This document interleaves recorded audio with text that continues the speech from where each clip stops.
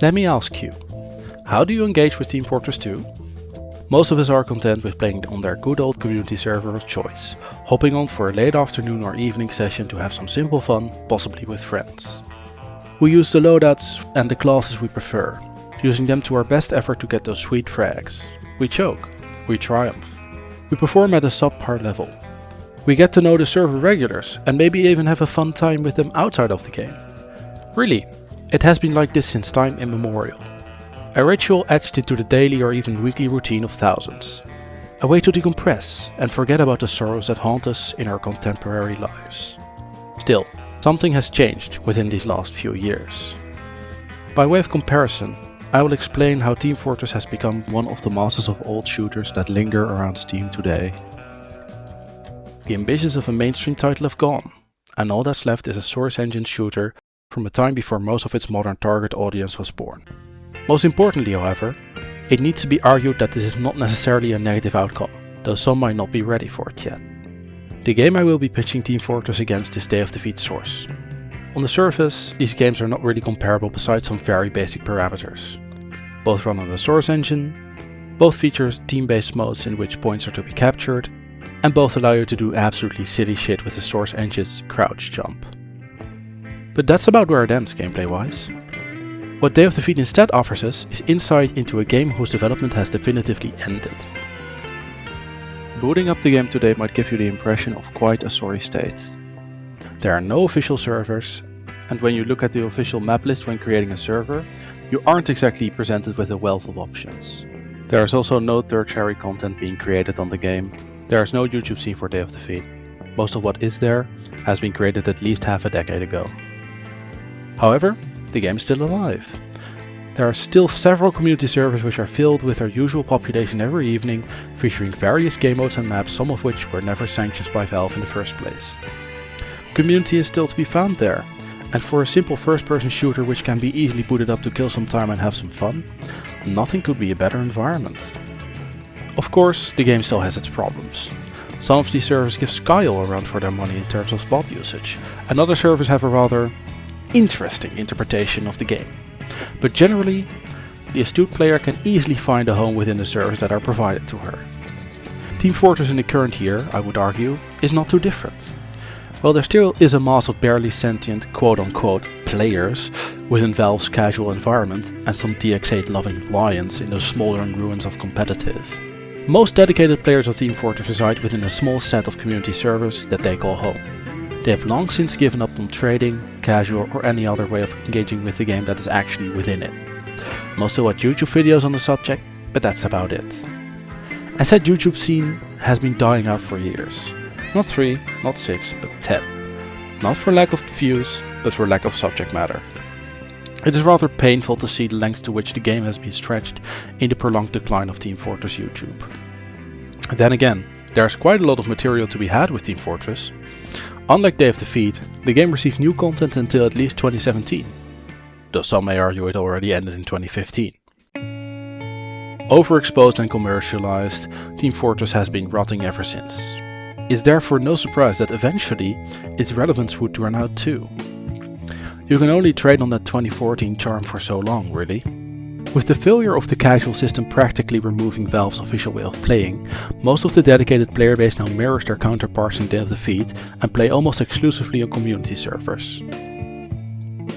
Team Fortress, just like its brothers in Source, rests as a monument inhabited by those who witnessed its glory days or those fascinated with a way of playing that no longer exists within the games of today.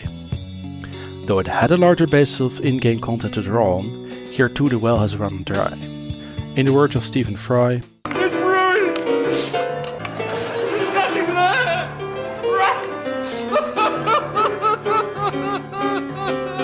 Oh God, it's all gone!" Though there's not exactly nothing here. Team Fortress, through its updates, amassed a far larger player base than a game like Day of Defeat ever could. This player base can do more than just provide a preferable way of playing the game. It also provides ample resources and mods for those who wish to take their game away from the base experience Team Fortress offers. Though standalone mods rarely truly succeed, and game management by the community has proven itself to be an utter shit show, only befitting of the pipe dreams of the most deluded idealists, it shows that there exists a self-sustained future within Team Fortress 2. If you consider this an appalling fate and desire to change it, you might ask who is to blame. The answer to that is simple really, Valve. If you trace everything back to its origin, you arrive at an error made by Valve itself.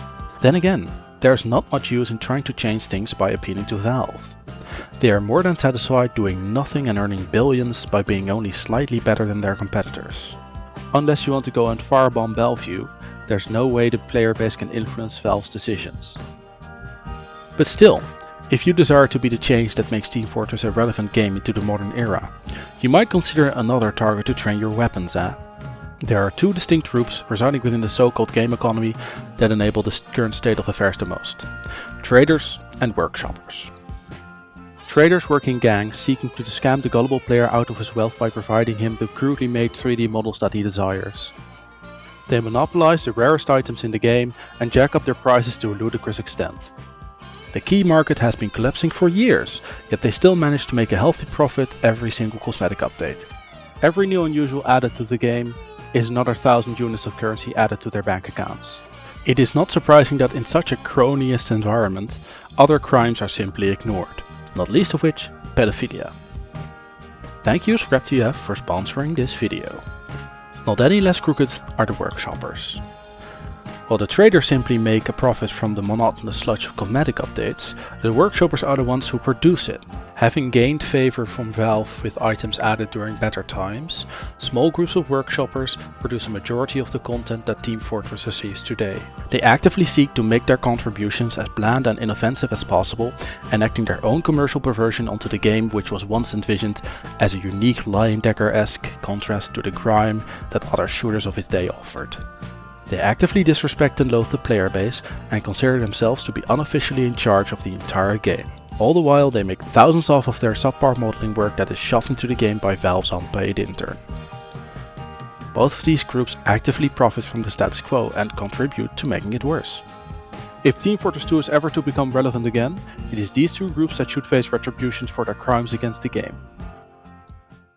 However, I'm not one for rioting and rallying. I think the current state of Team Fortress is preferable to a dream of relevance in the current era of video games.